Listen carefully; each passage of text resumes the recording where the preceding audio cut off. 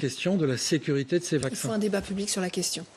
Oui, il faut évidemment un débat public, mais les questions qui doivent être aujourd'hui posées, on a parlé du coût économique, on a parlé du coût sanitaire de cette pandémie, mais il y a aussi un coût démocratique. Nos politiques, ils doivent prendre en compte le fait qu'un État de droit s'est fondé sur des droits fondamentaux et qu'on ne peut pas s'asseoir durablement sur les droits fondamentaux, y compris au nom de la lutte contre cette crise. Aujourd'hui, il n'y a pas dans l'opinion publique de communication de crise suffisamment adaptée aux questions que se posent les Français et aux nouveaux phénomènes qui ont dégradé l'environnement de l'information publique et sanitaire. Il n'y a pas non plus de stratégie de gestion de crise, ni en ce moment même, ni à moyen terme. Et ça pose une difficulté. Je termine par un point essentiel, c'est que la colère des Français que l'on peut mesurer dans les sondages et dans les études d'opinion publique, c'est d'abord lié au sentiment d'injustice.